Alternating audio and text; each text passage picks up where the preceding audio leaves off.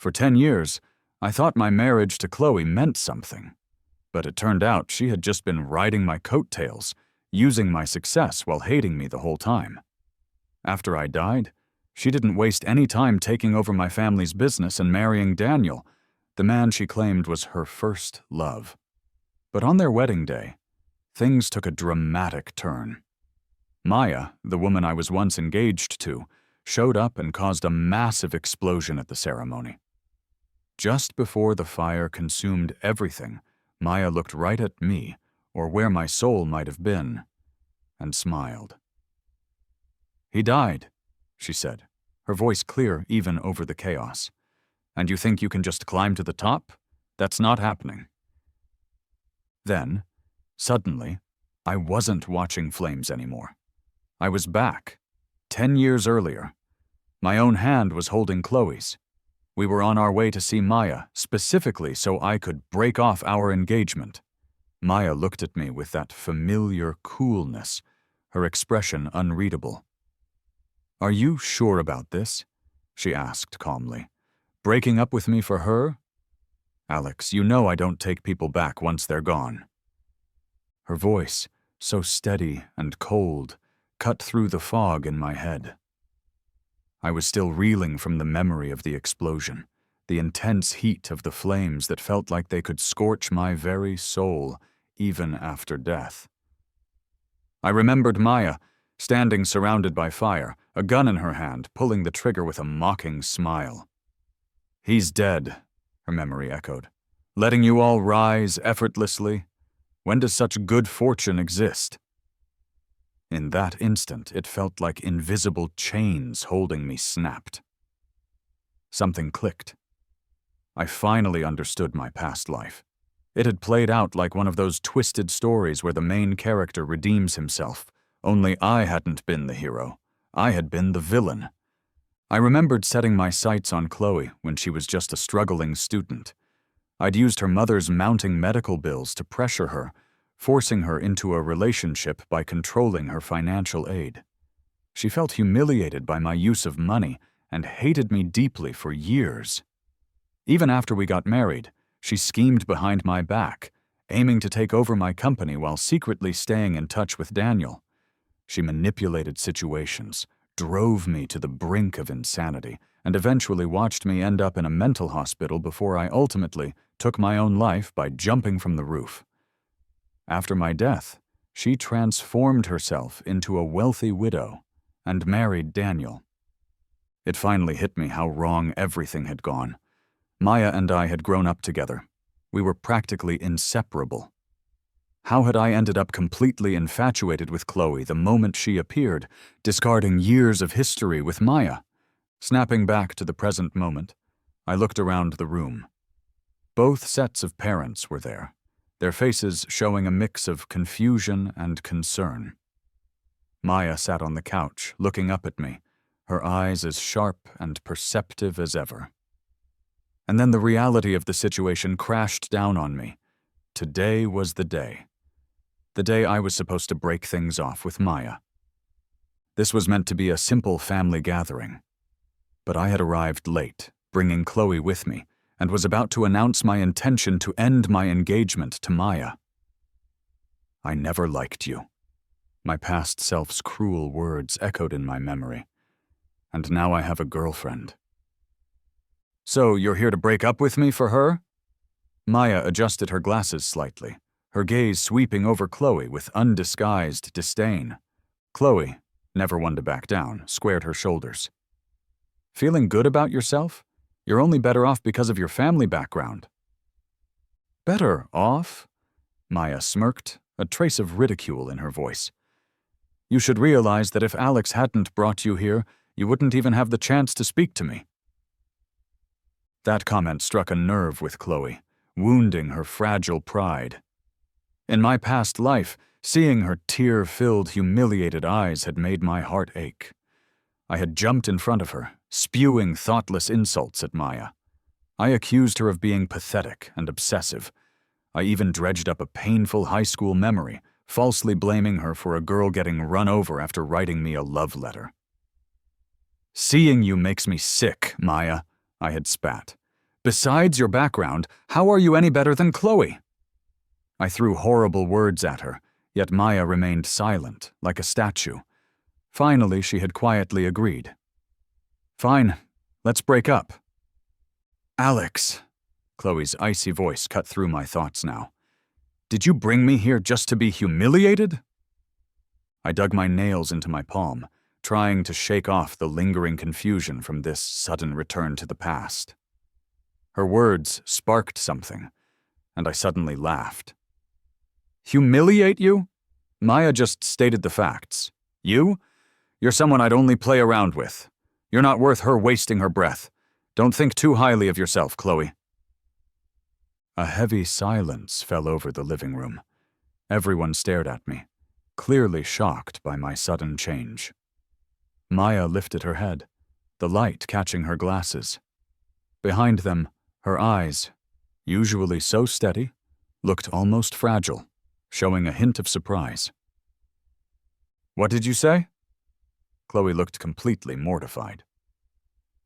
I said, do you really think you can compare yourself to Maya? I let go of Chloe's hand, stepping back as if she were something unclean.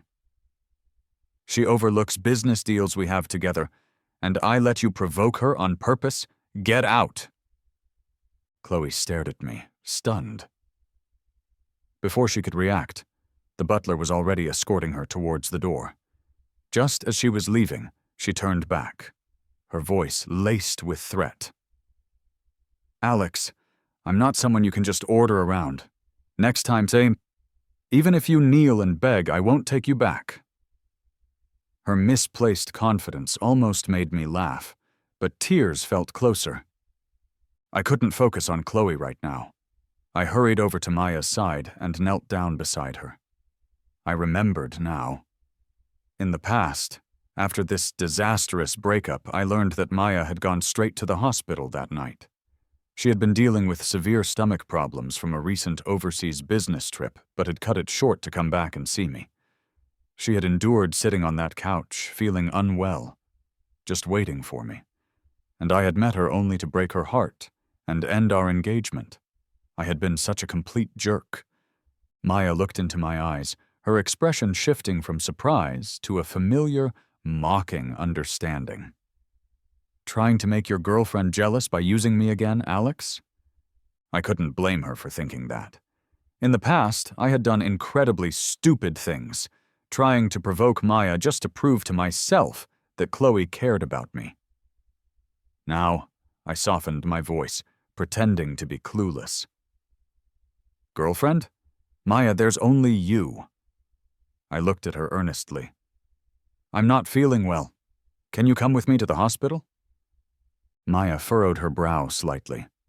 What's wrong with you? Got period cramps now too? Without thinking, I blurted out, Yeah, cramps! She gave me a suspicious sideways glance. Did you fry your brain? Because of Chloe, we had been distant, almost like strangers for a while. I hadn't expected her to show any concern for my health. A wave of unexpected emotion washed over me. My stomach did feel a bit unsettled, probably from the shock of it all. I carefully tugged at her sleeve, giving it a small shake. I need to get a shot. Can you come with me, please? Maya seemed lost in thought for a moment, then calmly replied, All right. In the car, I insisted on calling a driver, telling Maya she shouldn't drive while feeling unwell. She didn't argue, just sat beside me in the back seat, though there was a noticeable distance between us. Maya? I asked softly. Are you mad at me? She gave a small, self-deprecating smile. How would I dare be? Those few words filled me with an overwhelming sense of guilt. In my previous life, the predetermined storyline had completely controlled me. My parents couldn't change my mind. They just watched helplessly as I married Chloe. I poured my energy and my family's resources into supporting her company, working tirelessly. Maya's company was often in direct competition with Chloe's for projects, so I automatically saw her as an adversary. Over those 10 years, we barely saw each other, and when we did, I never had a kind word for her. "Maya," I sniffled slightly, asking suddenly, "It's been 2 months. Did you miss me?" Linda glanced at me briefly, then remained silent. I felt awkward and tried to fill the silence. "You didn't bring me a gift this time when you came back?" "Last time you called my gift dirty and threw it away," she replied coolly, turning her head to look out the window and closing her eyes, clearly signaling she didn't want to talk anymore. She was right. The last time she returned from a trip, she'd brought me a box filled with stunning raw rubies. Handing it over, she'd casually remarked, "Use these to make some small accessories. Stop associating with low-quality things." Both the expensive gift and her blunt words had deeply wounded Chloe's pride. To appease Chloe, I had thrown the box back at Maya, yelling, "I don't need your filthy stuff." Thinking about it now made me shut my eyes in regret, cursing the foolish narrative that had trapped me. Trying to bridge the physical gap between us in the car, I carefully inched closer to Maya. I leaned in, resting my chin gently on her shoulder, and whispered, "You know, Maya, there's something I need to tell you." My warm breath stirred a few strands of her hair near her ear. Maya suddenly opened her eyes and shifted away. "It doesn't matter what kind of act you and Chloe are putting on today," she said firmly, not letting me finish. "I won't listen." She paused. "And if you're really feeling unwell, just stay put." Her face was stern as she scolded me, but I noticed the tips of her ears and her neck flushing slightly red. There was a subtle awkwardness in her posture. "You won't," she persisted, her voice slightly hoarse. "Just sit still, don't worry about my issues." When the car stopped at the hospital entrance, the tension between us had eased somewhat. Remembering her struggles with stomach pain, I instinctively took her arm to help support her as she got out. Suddenly, an angry voice cut through the air. "Alex!" Turning around, I saw Daniel, Chloe's first love, glaring at me furiously. "You did it on purpose, didn't you?" he accused, his voice shaking. "You stopped Aunt Helen's medication to force Chloe to submit to you." His eyes filled with tears as he looked past me towards Chloe, who had appeared nearby. "You promised me. You promised if I disappeared, you'd get that specialist to treat Helen. Are you going back on your word now?" Chloe quickly hurried past me and pulled Daniel behind her, lowering her gaze. "It's my fault, Alex," she said softly. "I'm not mad about what happened earlier today. Just please don't make things difficult for Daniel and my mom. I'll always listen to you." Then it clicked. In my past life, it was actually through Maya's connections that we had managed to get the renowned specialist for Helen. Before I even had a chance to explain anything, Maya withdrew her arm from mine. A mocking smile played on her lips, her eyes turning cold and knowing. "So, this is why you wanted me at the hospital, huh, Alex?" Her face wore that brittle expression I knew too well, the same look she gave me every time we fought over Chloe. Back then, blinded by the narrative, I found her stance incredibly irritating. Now, the thought pained me deeply. "No?" I denied instinctively, but she wasn't looking at me. Her gaze was fixed on Chloe. "If you think so little of me," Maya said sharply to Chloe, "then prove your own worth. Stop dragging my fiancé into this charade. Aren't you ashamed?" Chloe's jaw clenched, humiliation flashing in her eyes. "Maya, don't think you're so high and mighty. One day you'll regret saying these words." Without another word, Maya turned and walked towards the hospital entrance. As I moved to follow her, Chloe grabbed my arm. "Alex," she began, looking down, her voice soft, raspy, and pleading. "It's all my fault. Please don't be mad." Her cold touch sent a shiver down my spine as memories from my past life flooded back. the distinct feeling of a venomous snake coiling around me. "Don't touch me!" I spat, yanking my arm free from her grasp. "Disgusting!" Chloe looked stunned, clearly not expecting this reaction. Before, no matter how angry I got, I would always soften when she acted vulnerable. "Alex." She tried to speak again, but I cut her off sharply. "You always claimed my money insulted you, right? Fine. Transfer the $60,000 I paid for your mother's treatment back into my account within 3 days. Show me just how independent you really are." Leaving a shocked Chloe standing there, I ran to catch up with Maya at the hospital entrance. "Maya!" I was out of breath as I caught her sleeve.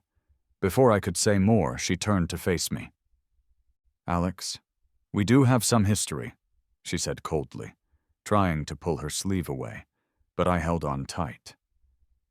"But that doesn't give you the right to constantly push me to back down for Chloe without any limits." "It has nothing to do with her," I insisted. "All right, I admit it. I didn't come to the hospital because of a stomachache. I wanted to bring you here. Your stomach's acting up again, isn't it?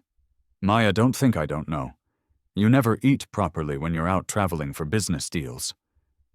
She looked at me, startled. Her eyes scanned my face, trying to gauge if I was telling the truth. Seeing her expression soften slightly, I pressed on, practically dragging her towards the examination room.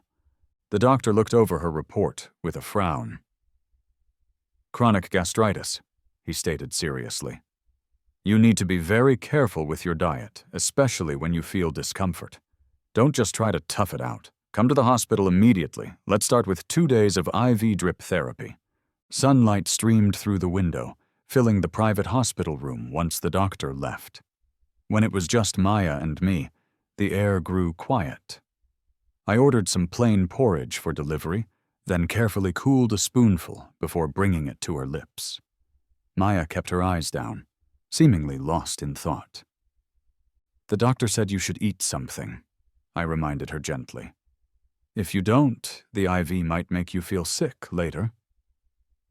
She finally looked up at me, her eyes catching the sunlight, sparkling like clear water. "Okay," she whispered, finally opening her mouth to accept the porridge. After she had eaten about half the bowl, Maya signaled for me to put it down. "My phone?" I passed it to her with a puzzled look, watching as she quickly typed in a string of numbers and showed them to me. "What's this?" I asked. "Dr. Fong's number, that tumor specialist you've been trying to reach." I looked up sharply, meeting Maya's pale face and the faint, bitter smile playing around her lips. I suddenly understood. She still thought I had brought her here with an ulterior motive, still believing it was all about getting something for Chloe. "You brought me to the hospital," she said quietly, "so I give you what you want. Now we're even. I don't want the next time you come asking me for something related to her to bring up today, saying that watching me eat made you sick. Alex, I'm human too." The sunlight slanted across the room, casting her usually aloof expression in a rare, vulnerable light. A tightness constricted my chest, making it hard to speak. I remembered her words from 3 months ago. Chloe's new studio had been competing for a project, and Maya, representing the client, was the final decision-maker. I had gone to plead with her, even cooking her a meal and bringing gifts.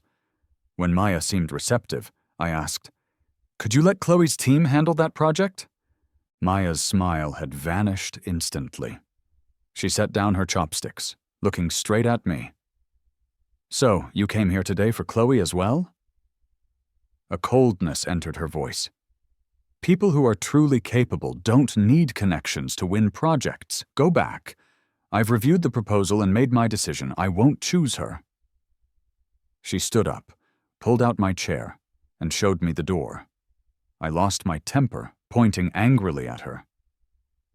"If it weren't for Chloe, I wouldn't even want to see you. Just watching you eat the food I made makes me sick." My eyes blurred with sudden tears. I felt a hand gently reach out to brush the moisture away, and I realized I was crying now, in the present.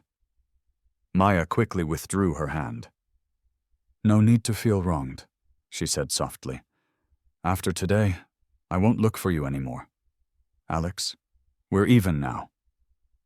Given my past behavior, it was completely understandable that she didn't trust me. I tried to convince myself of that while struggling to hold back my tears. Looking earnestly at Maya, I managed to say, "I'm sorry." She seemed startled. "You can't force feelings you don't have. You don't need to apologize. When we get back from the hospital today, I'll explain everything to our parents. We'll call off." Her words were cut off as I suddenly leaned in and kissed her. Maya's eyes widened, staring at me in disbelief. I awkwardly lingered on her lips for a moment before pulling back slightly, still holding her hand, catching my breath. No. No calling it off. I steadied myself and continued, speaking sincerely. "Maya, believe it or not, the whole situation with Chloe wasn't what I truly wanted. I brought you to the hospital today because you looked unwell, and I was genuinely worried about you." She looked down, her expression hidden beneath thick lashes, her emotions turbulent and unclear. "Is this just some new trick?" I swallowed the bitterness rising in my throat. "We've known each other our entire lives, Maya. You can't possibly not believe me. If you don't," I leaned in again, "I'll kiss you again." This time Maya pressed her forehead against mine, stopping me. Her breath was warm and close against my skin, her voice slightly hoarse. "Alex, do you even know what you're doing right now?" I nodded, my heart pounding. I knew exactly what I was doing. I was finally trying to fix the biggest mistake of my past life. Referencing that night felt like lighting a fuse, burning away the last vestiges of restraint for both of us. On the night after our final high school exams, my family threw a celebratory party for me. After a few glasses of champagne, feeling bold and tipsy, I had drunkenly dragged Maya into an empty room. "What does kissing feel like?" I'd demanded. She had watched me quietly. "Alex, you're drunk." "Don't change the subject," I'd insisted, slightly annoyed. "If you don't tell me, I'll just find someone else to ask." My words were cut off as Maya suddenly kissed me. She smelled faintly of lemongrass, just like the perfume I had given her for her birthday that year. Her lips were soft, and the fingers resting on my neck felt incredibly hot. My mind went blank, overwhelmed by the sudden heat and sensation. I clung to her shirt, feeling completely lost in the moment. Linda's voice, low and husky, held a hidden desire. That's what a kiss feels like. Back then, things between us were so good, so uncomplicatedly close. I had always assumed that after graduation I would marry Maya. But soon after starting college, the first time I saw Chloe, it was like being caught in a whirlwind I couldn't escape. Everything changed. Wait, how did we end up kissing again right now? Did the IV drip really get messed up? A nurse came in just then to check on Maya and redress her IV bandage. "Don't move around too much," she reminded gently. "There's one more bottle left." Maya nodded calmly. I sat beside her, rubbing my ears, which still felt warm. After the nurse left, I whispered an apology. "Sorry about that. I got so carried away with the kiss earlier, I must have pushed on your arm and shifted the needle. The bandage was soaked in blood." She glanced at me. "No need to apologize." "So," I asked tentatively, "do you believe me now?" "It depends on how you act from now on," she replied. Her words were still cautious, but her tone had definitely softened. As the month drew to a close, Maya needed to travel to a neighboring city for a business meeting. I went back to attending my classes, but I found myself constantly sneaking quick text messages to her, just wanting her to know that she was on my mind. Her birthday was coming up soon. That afternoon, I decided to go to the mall to find her a gift. While browse, I unexpectedly spotted a familiar figure. It was Chloe. We hadn't spoken since my harsh words at the hospital, and frankly, I had been enjoying the peace. Seeing her now, especially when her studio should have been incredibly busy, felt wrong. She was following a young woman into a rather upscale garden restaurant. That struck me as odd. A sense of unease washed over me. I quickly moved forward, trying to get a closer look without being seen. As I entered the restaurant, the woman Chloe was meeting turned her head slightly. It felt like being struck by lightning. I froze. The woman was Vanessa. In my past life, Vanessa had been instrumental in helping Chloe ruin both Maya's career and my family. I quickly ducked behind some decorative greenery, trying to stay hidden while eavesdropping on their conversation. I could only catch fragments. Maya is already in London, Vanessa was saying. It seems she hasn't realized the problems with that project yet. Chloe scoffed coldly. I want more than just her business deals. I want her life. In my past life, I had often wondered why Maya, who was undoubtedly brilliant at running her family's business, kept losing out to Chloe. Eventually, Chloe had managed to take control of most of Maya's family assets. Was it just some kind of main character advantage Chloe possessed? Did she have inside information? What exactly was this project in London they were talking about? Countless questions swirled in my mind. I desperately wanted to talk to Maya, to warn her, but I was afraid that confronting Chloe or Vanessa too soon might just accelerate the original chain of events, potentially pushing Maya towards that same doomed ending even faster. After wrestling with my thoughts, I decided the best course of action was to gather more intelligence from Chloe first. I needed to understand their plan to prevent Maya from walking into danger because of the lingering influence of that past storyline. Once I got home, I asked the housekeeper to prepare some nourishing soup and took it to the hospital, ostensibly to visit Chloe's mother, Helen. As I expected, I ran into Chloe there. She shot me a cold glance but didn't say anything. Adopting a submissive tone, I tugged at her sleeve, trying my best to mimic the spoiled yet vulnerable behavior I used to exhibit. "You're not still mad at me, are you?" I began tentatively. "I'm really upset too. You promised you wouldn't have any more contact with Daniel, yet there he was at the hospital, yelling at me. Who does he think he is?" A flicker of disgust crossed Chloe's eyes, but she quickly masked it. "Well, I've already gotten rid of him," she replied flatly. "He was just worried about my mom's health that day. It won't happen again."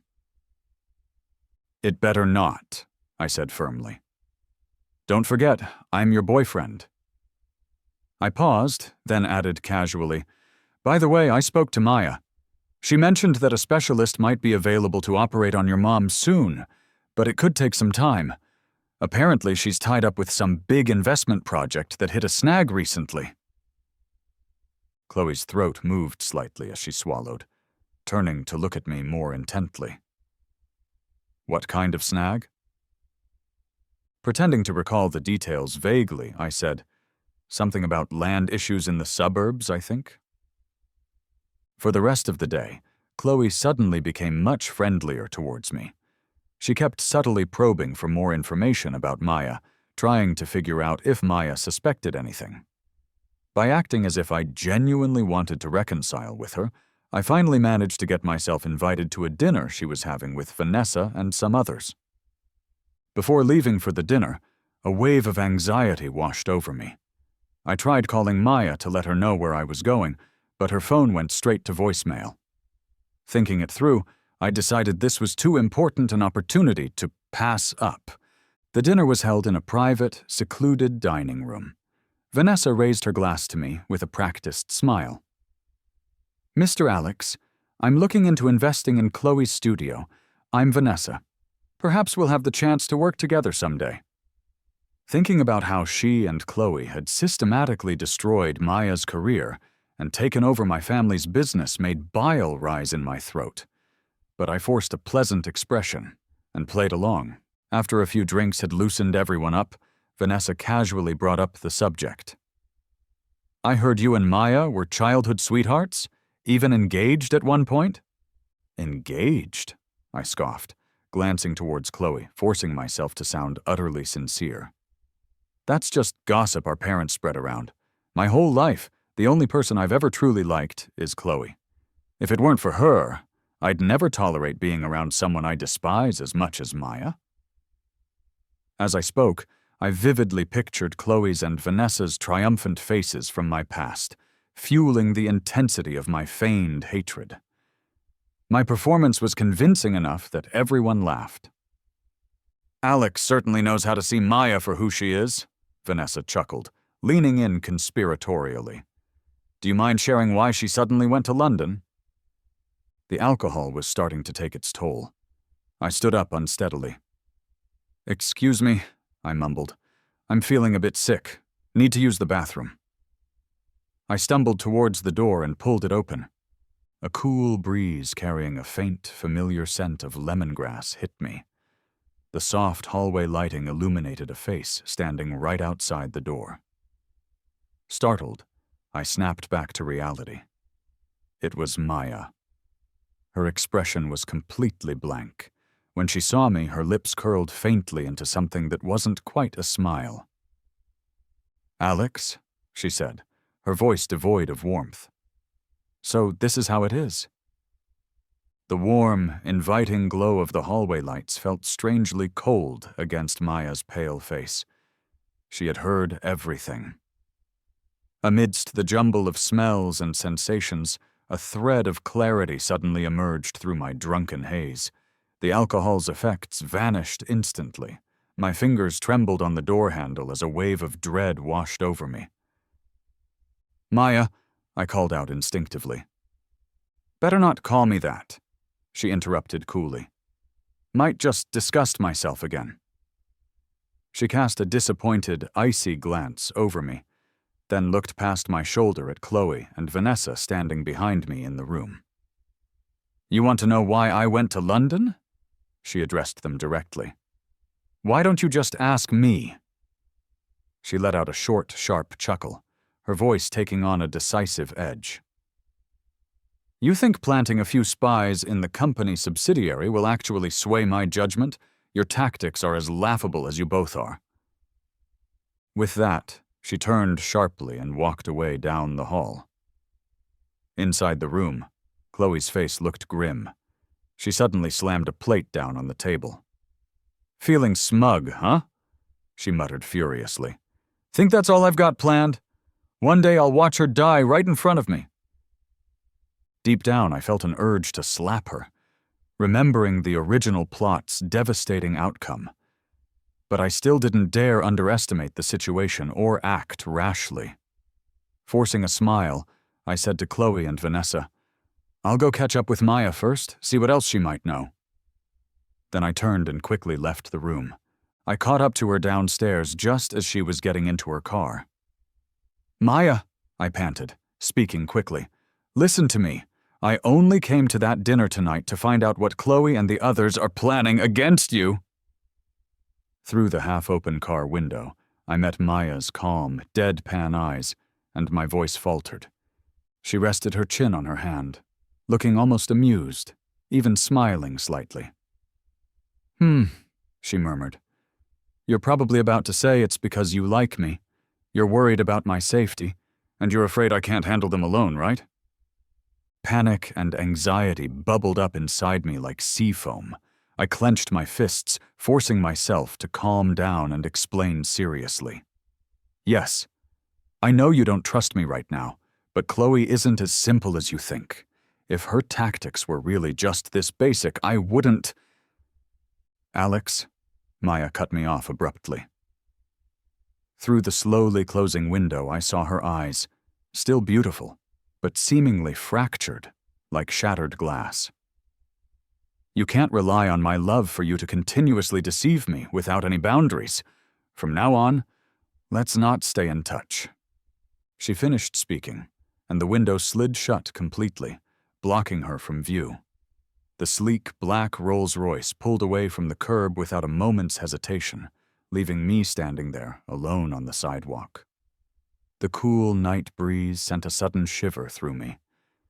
In the previous life, after I had married Chloe, Maya had repeatedly warned me about Chloe's hidden ambitions, telling me to be careful.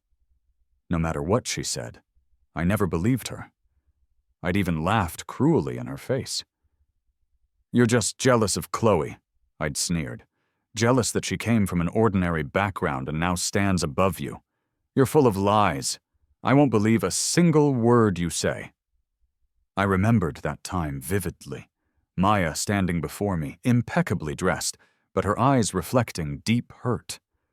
Coming back to my senses, I realized I was already in my own car. I told the driver to head to Maya's place. However, she didn't go back to her family home or her own apartment. The car drove around for what felt like half the city before finally stopping in front of her company's headquarters. I looked up and saw a light still on in the top floor office. Remembering the resistant look on her face just before the car window closed, I felt a sudden surge of cowardice. I quickly went to a nearby convenience store, bought a can of beer, and downed it quickly for some liquid courage. Once the familiar buzz began to creep in, I headed into the building, took the elevator up, and pressed the button for the top floor. Maya's office suite was on the 39th floor, offering considerable privacy, but she had never put up any defenses against me. When I pushed open the main office door, the large space was empty. From the closed-off adjacent resting room, I could faintly hear the sound of running water. Beyond that, there was only the subtle scent of lemongrass mixed with a faint, unmistakable metallic hint of blood. Blood? My heart tightened. Images from my past life flashed through my mind: chaos, fire, loss.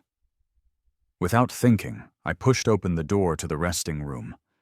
Just as I opened it, the sound of water stopped abruptly in the ensuite bathroom. Maya walked out, towel drying her wet hair. She stopped short upon seeing me standing there. "Alex?" My gaze involuntarily fixed on her. I had always known Maya was beautiful, but most of the time, her cold, composed expression made her seem distant and unapproachable. Now, however, the lingering water mists softened her features, making her look almost ethereal. I noticed several layers of bandage wrapped around her left forearm. They were wet now, and some reddish-brown blood was faintly showing through. She really was injured. "Get out," she commanded sharply, perhaps noticing my intense gaze. She closed her eyes briefly, but her voice lacked its usual authority. Maybe it was the alcohol, or maybe just instinct, but I blinked slowly. Instead of leaving, I took a few steps closer, closing the door firmly behind me. "You're hurt," I said softly, stepping directly in front of her. "Maya, how did this happen? And your wound is bleeding again. It needs to be redressed." "It's just a small injury," Maya replied plainly, avoiding my eyes. "I can handle it myself. It's none of your concern." She paused, then added pointedly, "Mr. Alex, you shouldn't be in my private office. You do have a girlfriend, after all." I didn't reply with words. I just pulled her into a kiss. The lingering smell of alcohol on my breath mixed with her nearness, cutting off whatever else she might have said. "Don't talk," I murmured somewhat incoherently against her lips. "Nothing you're saying right now is what I want to hear." Slowly, as our lips met again, the heat between us intensified rapidly. We stumbled backwards, falling onto the large bed nearby. The bath towel she was holding slipped off in the movement. After the long, deep kiss finally ended, I braced myself on Maya's shoulders, breathing heavily. I saw a dangerous glimmer in her usually guarded eyes. "Is it for her again this time?" Maya struggled to ask, her voice slightly breathless. "Of course not. It's for myself," I replied instantly. With my mind muddled from the lingering drunkenness and the intensity of the kiss, some words escaped without conscious thought. "When you see your fiancée just after she showers, having some indescribable thoughts about her. That's quite normal, isn't it? My fingertips, still slightly damp, caressed the faint blush rising on her skin, inadvertently stirring more than just memories. Besides, I added, my voice dropping lower, I've thought about this since I was 18, imagining it. With you, Maya. Only ever with you. The air in the room went completely still for a moment. Then, everything seemed to turn upside down. The world dissolved into a chaotic blur where only the two of us existed. The leftover water droplets on our skin evaporated quickly from our rising body heat. The overhead ceiling light seemed to sway wildly above us, like a small boat tossed about on stormy waves. Before long, the only sound in the room was the ragged, hurried rhythm of our breathing. Strangely, my mind drifted back to when I was 18, to that night after finishing exams when I got drunk and secretly kissed Maya on the balcony. No matter how much I had tried then, she had only allowed that one kiss. Alex, we're still young, she had whispered against my ear, her own body burning with barely contained restraint. Now, Maya? Just saying her name felt different. I was startled by the raspy, unfamiliar sound of my own voice. Maya paused her movements slightly, looking down at me, but her gaze, filled with complex emotions like a thick fog, left absolutely no room for regrets.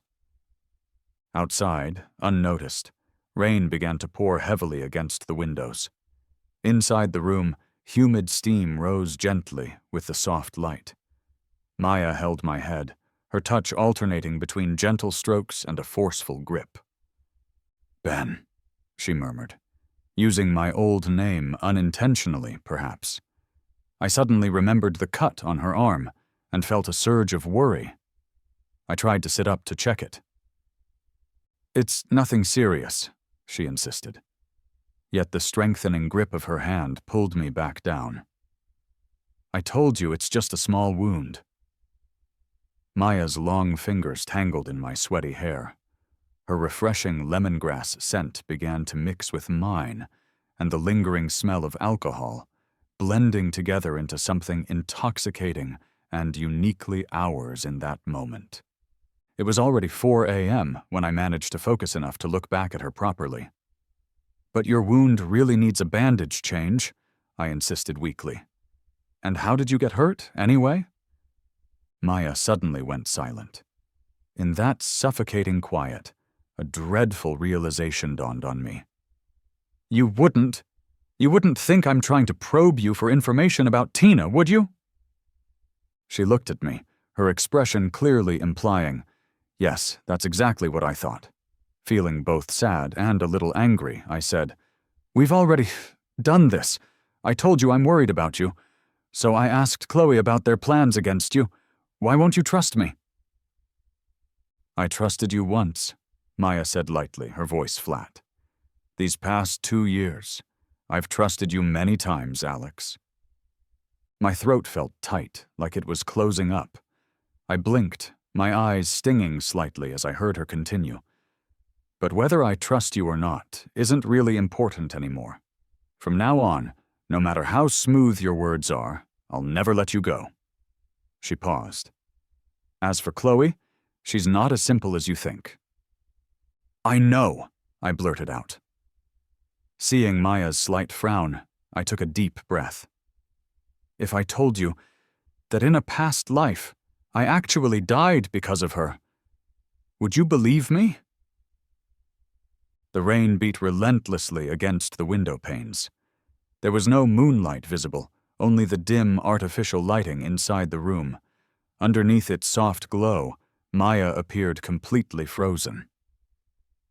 A past life? She whispered. Alex, have you ever thought maybe we're just characters in a book? After hesitating for only a moment, I decided to tell her everything. I described the terrifying, seemingly inescapable pull of the original plot. I don't know if it was just a nightmare or a genuine past life, I explained, my voice trembling slightly. In short, in that other life, as soon as Chloe appeared, it felt like I could only see her. Everyone else faded away. I recounted the 10 years that followed, the downward spiral of my life. That final project, it cost my parents their lives and allowed Chloe to take over all of my family's assets. She told me she hated me, that those 10 years by my side were the most degrading experience imaginable. My voice choked up.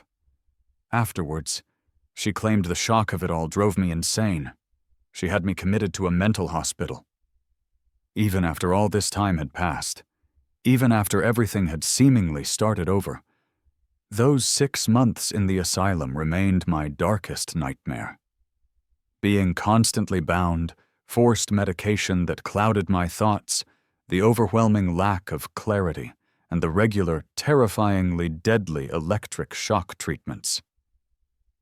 Eventually, my voice quivered. Once I had a moment of clarity, I managed to escape my restraints, and I jumped off the hospital roof. My trembling words were silenced as Maya suddenly pulled me into a tight embrace, her warmth enveloping me. She gently stroked my hair. "It was just a dream," I heard her murmur softly against my ear. "I won't let that happen." Closing my eyes, I vividly recalled the image of the flames consuming everything at Chloe and Daniel's wedding. Even if I couldn't fight the plot's pull in the dream, Maya's voice echoed from that fiery memory when I couldn't save her. As Chloe reached the peak of her happiness, I sent her straight to hell. Maya's familiar lemongrass scent filled my senses, and the overwhelming sleepiness from a sleepless, emotionally draining night finally overtook me. I soon drifted off in her arms. In my dream, I returned to the past life again. For a decade, Maya and I had been like fire and water, bitter enemies. Whenever we met in public, I used the harshest, cruelest words imaginable, sparing no expense to tear her down and humiliate her. Yet somehow, she still always wore that same lemongrass-scented perfume. Alive, I had hated her too much to notice or care about such details. It wasn't until that final moment, watching the flames engulf her, that I finally understood. Because that perfume, it was the scent of the last gift the 18-year-old Alex, the one who existed before meeting Chloe, had ever given Maya. When I woke up, the first thing I did was insist on taking Maya back to the hospital to have her wound properly re-bandaged. "No water near the wound, and don't strain this arm at all for at least 7 days, the doctor instructed seriously, after examining and treating it. Inside the car on the way back, I turned to Maya. "Can you tell me now how you really got hurt?"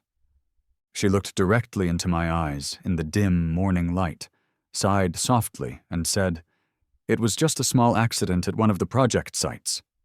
I bit my lip. "Is it related to Chloe?" Maya gently patted my arm. "Don't worry about it. The only way she can truly hurt me is through you. Just stay away from her, Alex. Leave the rest to me." But I didn't want that. I grabbed her hand, looking at her seriously. "Maya, I've died once already. So, in a way, you could say I'm actually older than you now. Whatever you're planning against Chloe, let me be involved, okay?"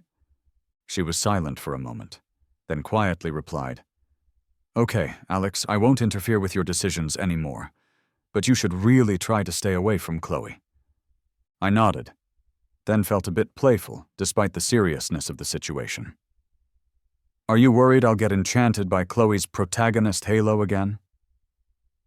Maya calmly nodded, but behind her lowered lashes, I saw a flicker of vulnerability. She was scared. I guess even Maya, the formidable woman who started taking over her family's massive company at the age of 16, had her own fears. I gently cupped Maya's face in my hands and said seriously, "Maya, we've known each other since the day I was born. When I was a sickly kid, constantly in and out of the hospital, you were the one who brought me flowers and comic books every single day. When I was 14 and hospitalized again, you brought me homemade soup. After that kiss when we were 18, I've been dreaming about you ever since. Without the mind-bending twists and turns of that original plot, I wouldn't have given Chloe a second glance. I've always loved you, Maya. Only you. This confession seemed to be the key that unlocked Pandora's box, suddenly releasing all the pent-up emotions between us. With the soundproof divider up, separating us from the driver, Maya suddenly reached out and kissed me fiercely. In the enclosed space of the car, the kiss was intense, causing a tingling pain on my lips, even numbing my tongue slightly from the force of her need. I suddenly remembered the doctor's advice. "Wait," I pulled back slightly. "Your injuries. You can't be too forceful." After that day, Chloe didn't contact me for a long time. I discreetly asked around at the hospital and found out that she had somehow managed to find another oncologist through different connections to perform her mother's surgery. That was probably her protagonist charm at work again, I thought wryly. As graduation approached, I decided to start interning early at my family's company. Since our families had long-standing business ties, this meant I would have more legitimate reasons and opportunities to interact with Maya regularly. "I plan to visit Chloe's studio later today," I mentioned casually as I sat across from Maya during a quick breakfast meeting. I took a bite of my bagel and continued. According to our previous life's timeline, by this point, we had already had a major falling out. I had started using family resources to help Chloe build her network, and I even snatched a crucial development project away from you. Maya glanced up at me from her papers, then quickly looked down again, her emotions momentarily unguarded behind her lashes. I quickly added, "I'm just going to test how far her current plans have progressed. Don't worry. Wait for me at home for dinner tonight, okay?" Chloe's studio wasn't far from the downtown area. Given her initial lack of connections and resources, there was no way she could have afforded such a prime location without my persistent financial help in the past life. As I walked into the reception area, I saw Daniel standing near her desk. Chloe herself sat before him, her head lowered, positioned in a way that made her look almost wrapped in his embrace, a suggestive pose I recognized all too well. It was just like the last time, and the countless times before that in my previous life, when I had discovered evidence of Chloe and Daniel's suspiciously close relationship. Yet she had never confessed to anything, always managing to twist the situation. We clashed numerous times over this, until things eventually spiraled completely out of control. Whenever I became hysterical with jealousy and suspicion, Chloe would just stand aside, watching me with a tired, resigned look on her face. Later, those very outbursts became part of the evidence used to prove my supposed depression and history of humiliating her. Snapping back sharply from those painful memories, I asked coldly, "What are you two doing?" They both seemed to freeze for a moment. Then Chloe quickly straightened up, adjusted her slightly wrinkled clothes, and looked at me. Though her words were directed at Daniel, her gaze was fixed on me. "You should leave first."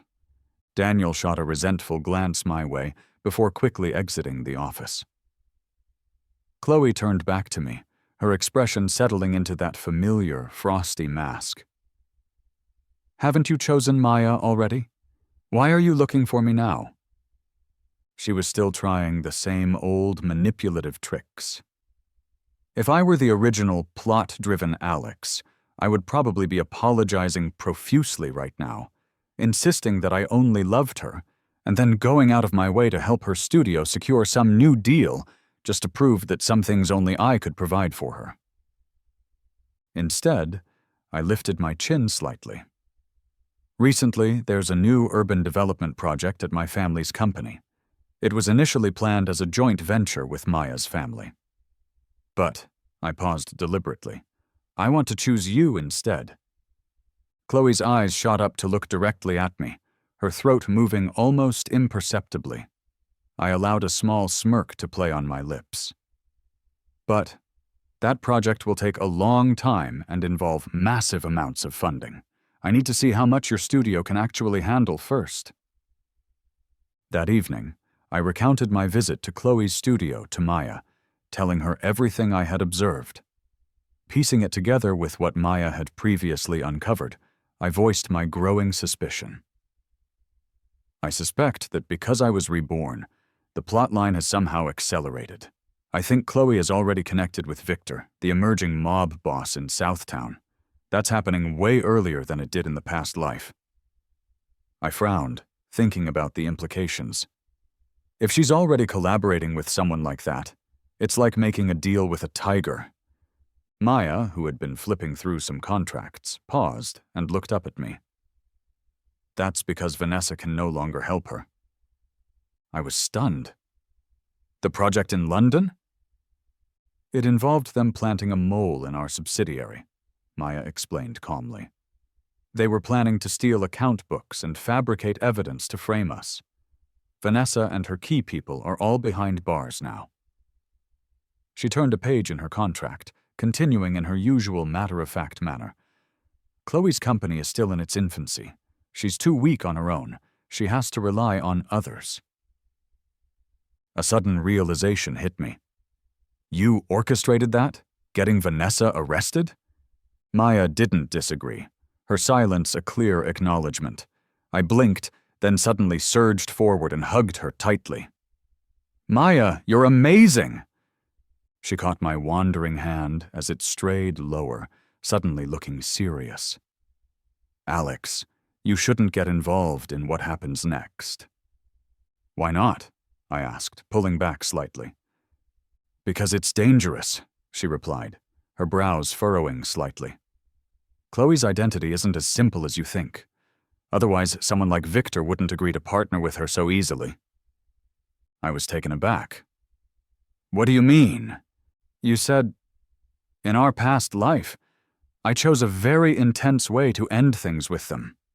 Maya's tone was steady but held a weirdly chilling undertone. It must be because by then, there was simply no other way left for me. That night I dreamt again. It was the past life. During the 6th year of my turbulent marriage to Chloe, at some lavish banquet, I saw her standing intimately close with Victor's son, Julian. For some inexplicable reason, driven by the plot's influence perhaps, I was consumed by insane jealousy. In a fit of irrationality, I actually arranged to have Julian kidnapped. Predictably, it backfired spectacularly. I ended up being captured by Victor's men instead. A cold blade pressed against my neck, trailing slowly down my body. I genuinely thought I was going to die right there. Finally, Chloe walked in, an indifferent look on her face, and somehow negotiated my release, taking me away from the gang's hideout. Because of this incident, I had always believed, in my past life, that despite her cold exterior, she must have had some hidden feelings for me deep down. But this dream felt different, like watching a movie that suddenly switched scenes. I saw another room. A scar-faced Victor sat there, and beside him, expressionless, was Maya. In front of them was a large screen, frozen on the scene where the dagger was being held to my throat. Victor chuckled. So, Maya, have you thought about my proposal? Cooperating with me? Maya looked at the image of my tear-stained, terrified face on the screen, her own beautiful eyes showing absolutely no emotion. After a few agonizing seconds, she looked away from the screen and said flatly, I agree. Let Alex leave here safely. Victor smiled, satisfied. Maya, you are smart. It's a shame, though. If you had agreed to become my woman, we could have been family. Maya replied coldly, I don't need that. After she left the room, Chloe and Julian walked in. Julian sighed with a hint of regret. Dad, did Maya really agree to work with us? Victor nodded. Her choice in men is terrible. She actually likes that weakling Alex more than marrying into our family. He turned and glanced at Chloe, smiling. Chloe, my dear, when are you planning to marry Daniel? I snapped awake, my heart pounding. Darkness surrounded me, with only a thin sliver of moonlight peeking through the heavy curtains. The dream still felt incredibly real, lingering vividly in my mind, connecting it with all the other fragmented pieces of information I had gathered since my return. A hidden truth from the past life rapidly formed in my thoughts. Alex? A slight movement beside me alerted Maya. She must have sensed my distress. She gently hugged me from behind, pausing for a moment before asking with concern, "You're trembling. What's wrong?" I knew. Closing my eyes, I breathed in her familiar, fresh lemongrass scent, trying to ground myself. "I know, Maya," I whispered, my voice thick with emotion. "Chloe, she's Victor's legitimate daughter, isn't she? Victor only agreed to work with her now because they've already recognized each other as father and daughter." Maya didn't seem surprised or particularly concerned about Chloe's true identity. She just hugged me tighter. "What did you dream about?" she asked softly. I turned and hugged her upper body tightly, my voice choking up. "I'm sorry. I'm so sorry, Maya." I finally understood. In the past life, under Chloe and Victor's ruthless machinations, I had become a pawn, a hostage used against Maya. Her business, her reputation, everything she had worked for became tainted by forced association with organized crime. That's why, in the end, she chose that devastating path to go down in flames, taking everyone with her at that grand, fatal wedding. "Luckily for us," Maya murmured against my hair, "in this life, you've woken up from the trap of the original plot. There's still time." Once I calmed down enough to speak coherently, I told Maya about the entire dream. Her hand resting on my back suddenly tightened. Her voice, when she spoke, carried a chilling coldness I hadn't heard before. "Julian, huh? I get it now." Under my deliberate, albeit risky, guidance, I quickly facilitated a major project collaboration involving Chloe's studio, my family's company, and, inevitably, Victor's involvement. Even though it was still relatively early in the timeline compared to the past life, and Victor hadn't yet gained full control over the entire seaside city's underworld, as he eventually did, the project was intentionally structured with numerous exploitable loopholes and potential illegalities. Maya meticulously collected evidence of all these irregularities, preparing to use them to bring Chloe and Victor to justice when the time was right. However, recently, Maya had abruptly stopped contacting me.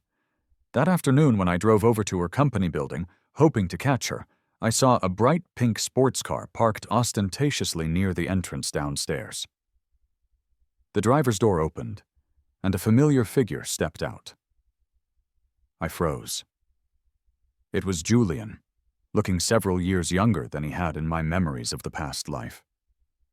I watched as he walked around to the passenger side and opened the door. Then Maya got out, smiling softly at him. Whatever she said made Julian laugh. He pulled a letter-sized envelope from his inner jacket pocket and handed it to her. Then he got back in his car and drove off. Maya stood there for a moment, her gaze scanning the area briefly. When her eyes swept over my parked car, she paused for just a fraction of a second. I was sure she recognized me, yet she calmly turned away and walked into the building, heading upstairs as if she hadn't seen anything at all.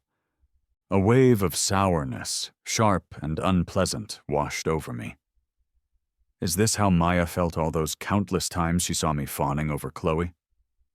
Shaking off the feeling, I got out of my car and quickly went upstairs, finding Maya already back in her office, seated behind her large desk. She looked up as I entered without knocking. "Why didn't you knock?" she asked coolly. I replied with matching sourness. "Does Julian need to knock when he comes to visit?" Maya paused, her expression unreadable. Then she quietly stood up and walked towards the adjacent private lounge area. Standing just inside the doorway, she looked back at me. "Come here." I walked over reluctantly. The moment I stepped fully into the lounge, the door closed swiftly behind me with a soft click. My back pressed against the cool, hard surface of the door as Maya moved close, enveloping me in her warmth. Her wet, demanding kisses trailed slowly from my lips up towards my ear. Maya knew me far too well, including exactly how I would react to her touch, my limits, and what every involuntary shiver meant. I felt like I was being tossed high up into the clouds, only to be suddenly dropped into an endless, warm ocean. Maya? I managed to whisper her name before being swept away again by another rising wave of blissful sensation. In the end, just before being completely submerged by the overwhelming pleasure, I heard her voice whisper huskily by my ear. "Have you checked completely now? I'm still all yours." Later, I found myself turning the envelope Julian had given Maya over and over in my hand. It turned out to be nothing more sinister than a formal invitation to his upcoming birthday party. As the main project lead representing my family's company, I had received an identical one. "It'll be dangerous," Maya said later, looking at me with those clear, glassy eyes. "I would prefer it if you don't go." "But will you listen to me if I told you not to go, Maya?" I countered honestly, shaking my head. "Nope." Then I quickly added, trying to sound logical. "Because technically we're supposed to be working together closely on this project now, and it seems to be going well. If I suddenly skip out on his birthday party for no apparent reason, it might raise suspicion." The argument was solid, even logical, and Maya couldn't really refute it. She held my gaze for a long moment, then leaned in and kissed me again, softly this time. "No matter what happens, Alex," she murmured against my lips, "remember, your safety comes first. Always." Soon enough, the night of Julian's birthday party arrived. The project Alex, was involved in was actually a large-scale urban redevelopment initiative in collaboration with the local government, so a lot of powerful and influential people were in attendance. Chloe, being a partner in this joint venture thanks to my help, was successfully using the event to broaden her network considerably. I stood holding a drink, watching from a distance as Daniel followed Chloe around like a loyal puppy, his expression possessive. He must have sensed my gaze because he suddenly turned around and shot me a smug, challenging glance. Then, almost as if he were deliberately making a point, he wrapped Chloe's arm possessively in his. "You're more than welcome to keep such trash," I thought scornfully. Scanning the crowded ballroom, I noticed quite a few familiar faces among the guests. People who, in my past life, Chloe wasn't supposed to meet until many years later. Was everything happening earlier this time because of Maya's interventions behind the scenes? Just as I was trying to piece it all together, the guest of honor, Julian, made his grand entrance. He had his arm linked with his father, Victor's. On Julian's other side, smiling calmly and looking stunning, stood Maya. "Welcome, everyone, to my birthday party," Julian announced cheerfully, his eyes lingering on me for a moment with a subtle hint of satisfaction. A server rolled out a giant, elaborate three-tiered cake. After the ceremonial cutting, Julian and Maya began mingling with the guests, eventually making their way over to where I was standing. "Mr. Alex," Julian greeted me with a practiced smile, extending his hand. "Let's hope our future projects continue to be pleasant collaborations." He then turned slightly towards Maya.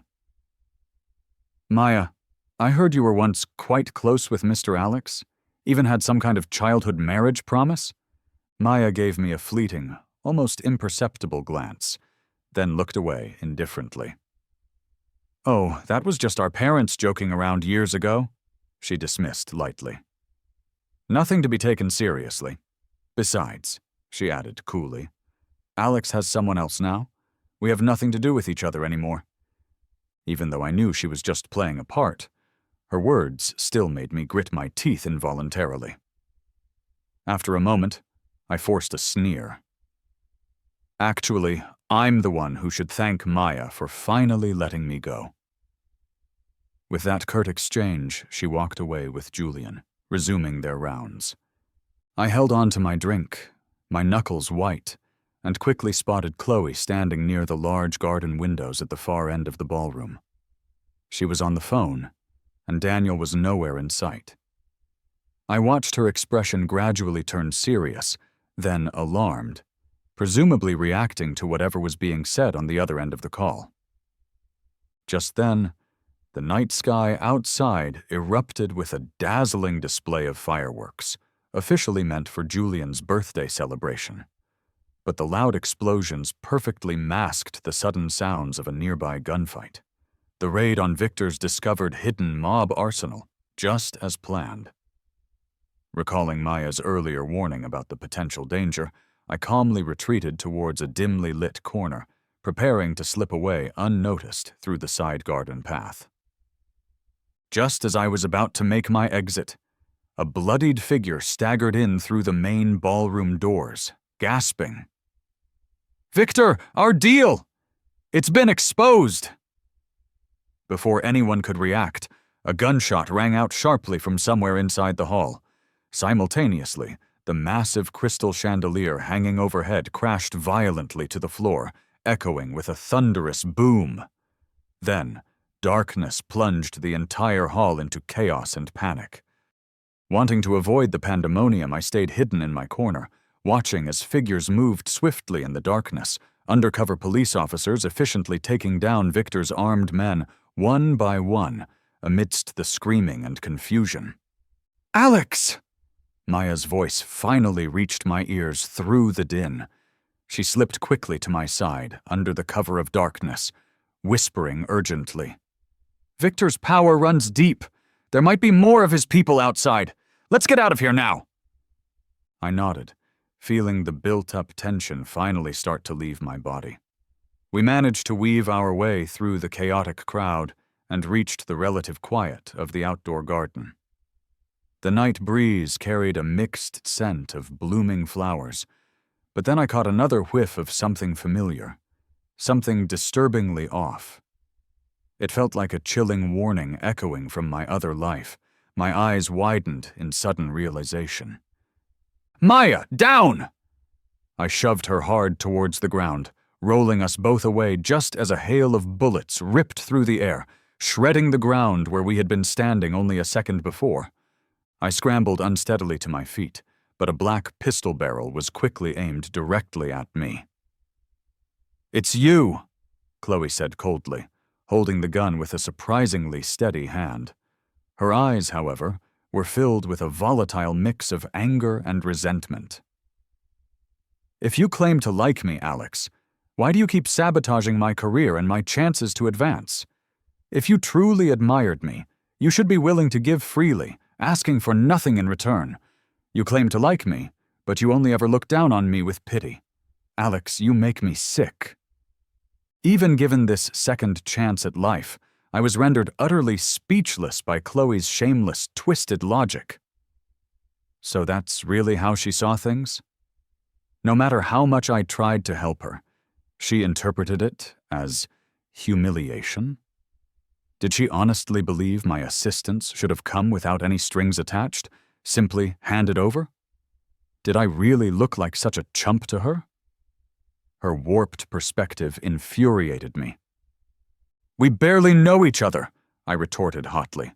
"You should be grateful I helped you at all. If you found my help so insulting, then throw the money back in my face. Tell me you made it entirely on your own, without relying on anyone's dirty money. But you didn't, did you? The truth is, even with your powerful father Victor backing you, you still needed me and Maya to land your projects. Without our help, you're just a failure." The more I spoke, the paler Chloe's face became, but she stubbornly gritted her teeth. You were born with a silver spoon. You wouldn't understand." "This has nothing to do with birth circumstances," Maya suddenly chuckled, cutting her off smoothly as she got to her feet beside me. If you keep blaming everything else for your shortcomings, Chloe, even if you had been born into our family, nothing would change.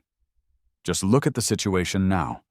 Despite finding your real father, you still have to sell yourself and rely on others for opportunities.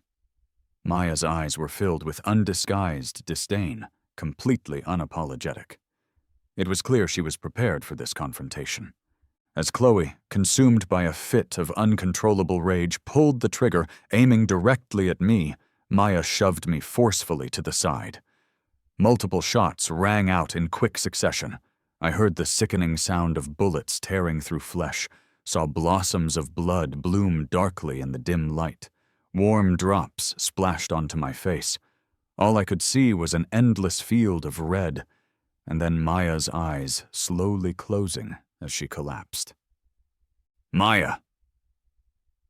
The hospital room reeked of disinfectant, a smell so strong it completely overwhelmed Maya's usual subtle lemongrass scent.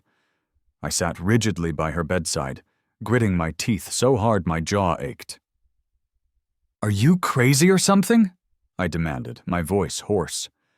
Her eyelashes fluttered open, and she looked up at me, her gaze surprisingly gentle, almost lingering. "Sorry," she whispered weakly. "Back there. I just wanted to try something out." She paused, taking a shallow breath. "After all the efforts we've made, trying to break free from that inevitable force you described, I wanted to see if your past life's ending would still play out regardless." That's why she had deliberately provoked Chloe, pushing her buttons until she snapped and fired the gun at her. In fact, as Maya later explained, the undercover police officers, noticing someone missing during the chaotic takedown inside the hall, had chased after Chloe into the garden. Just as Chloe fired her shots, they had pulled their triggers simultaneously, hitting Chloe's hand and temple. If the original storyline's powerful influence couldn't truly be shaken off, Maya reasoned, she would surely have died from Chloe's gunshots, just as she had in my memories of the past. But instead, the shots had only grazed her shoulder. Painful, yes, but not lethal at all. "But seriously," I choked out, "did you have to risk your own life just to test it?" "This way was the most foolproof," she insisted softly. Her lips were pale and colorless from the blood loss, but her eyes didn't leave mine for a single moment. "If I had really died," she continued, her voice barely audible, "Chloe would undoubtedly get the death penalty for murder. You wouldn't have any possibility of future contact with her, and you wouldn't be sent to a mental institution. You would live your peaceful life, Alex." She paused again, her voice feather-light as it drifted into my ear. "I promise you, I'd never let the things you dreamed about actually happen to you." I stared down at her, words completely stuck in my throat. I couldn't speak. She was definitely more than a little bit crazy, gambling with her own life like that. But if she won the gamble, it proved that we could escape the suffocating shadow of our past lives. If she lost, her death would still theoretically guarantee a safe, albeit lonely, future life for me. I remembered the forced injections from my past life, the terrifying fall from the tall hospital building. I remembered Maya's tearful gaze in that dimly lit room at Chloe's wedding, just before the flames erupted. I remembered Maya's constant, unchanging lemongrass scent that had followed her through both lives. Overcome by a tidal wave of emotion, I grabbed the collar of her hospital gown, leaned in, and bit her lip hard, tasting the metallic tang of blood mix with her skin. "Now," I said fiercely, my voice thick, "your life is mine. Understand?" "Okay," Maya whispered back, a soft smile gracing her pale lips. "It's yours." Her once cool, guarded eyes were now filled with a warmth and tenderness I hadn't seen before. "Everything I have is yours, Alex." In the days that followed Maya's recovery, She managed to subtly leverage her previous interactions with Julian, uncovering crucial information from him about his father's operations. She passed this intel anonymously to the police, aiding them in busting a multi-billion-dollar international weapons trading ring, masterminded by Victor. Because of their extensive involvement in organized crime, murder, and illegal firearm possession, Chloe, Victor, Julian, and several of their key associates were eventually sentenced to death. All the guests who had attended Julian's birthday party, along with anyone connected to Victor's secret network, faced thorough investigation. Daniel, though not directly involved in the major crimes, received a 2-year prison sentence for his auxiliary role in some of Chloe's earlier fraudulent activities. With all the main antagonists removed from the picture, Alex's, subsequent redevelopment project continued smoothly, now in legitimate and transparent cooperation with Maya's company. This new phase of work naturally gave me more opportunities to spend time with Maya. However, no matter how playfully she tried to tease or provoke me, I always maintained a straight face and firmly refused her advances. "Your injuries aren't fully healed yet," I'd remind her sternly. "We can talk about other things after you're completely recovered." I couldn't help but add, one evening, seeing her sip wine, "Drinking wine with a recent gunshot wound? Do you have a death wish?" Maya, soaking wet in her long silk robe after stepping out of the shower, opened her eyes, which were still slightly clouded by a tipsy haze from the wine. She smiled up at me, her expression indulgent yet resigned. "Sorry, Alex." She was definitely teasing me again. I swallowed hard, trying to maintain my composure. Feigning indifference, I tossed a fluffy towel towards her. "Wash yourself properly. I'm heading out." In the steam-filled bathroom, I had barely taken a few steps towards the door when I heard a distinct heavy thud from behind me. After a moment's hesitation, my worry for Maya won out over my resolve. I turned back quickly, rushing towards the sound. Just as I reached her, she pulled me forward, and we both tumbled into the huge round bathtub with a loud splash. Water flew everywhere. "Maya!" I couldn't help but scream in protest. "My custom suit! It just arrived last week!" She murmured softly near my ear, her breath warm and close. "I'll buy you 10 more tomorrow." Her kisses landed on my lips, tender yet demanding, until a subtle stinging pain from her healing shoulder forced her to pull away reluctantly. Her warmth drifted lower, exploring beneath the water's surface. "Maya," I breathed out, my voice trembling uncontrollably. But her heated kisses swallowed my protests whole. Guided entirely by her touch, I felt myself plunging into a humid, uncharted tropical jungle. A sudden rain, surprisingly cool against my heated skin, streamed down as we sank into deeper waters. We tangled together until late into the night, and I finally fell asleep in her arms, utterly exhausted but content. In a hazy state between sleep and wakefulness, I dreamt again. I wasn't sure if it was the past or the present this time. In the dream, Chloe hadn't appeared in our lives yet. I wore my old high school uniform. I found a love letter from a girl I barely knew tucked into my backpack. The scene shifted abruptly, like a jump cut in a movie. The same girl stood huddled with a group of rough-looking thugs, her eyes filled with malice. "So what if he rejects me?" she sneered. "Once I lure him out and spike his drink, we'll all have our way with him." The scene shifted again. The next day, on her way to school, the girl was hit by a speeding car, breaking her leg severely. In the stark, white, sterile hospital room, Maya entered, her face completely emotionless. "This is just a warning," she stated calmly, looking down at the injured girl. "If you have any more thoughts like that about Alex, who knows what might break next time?" The dream faded, leaving me with a profound understanding. Maya's fierce protectiveness, her willingness to act ruthlessly to keep me safe, hadn't just started after Chloe arrived or after my death in the past life. It had always been there, a constant hidden undercurrent beneath her cool exterior, long before I ever realized the depth of her feelings or the dangers lurking around us.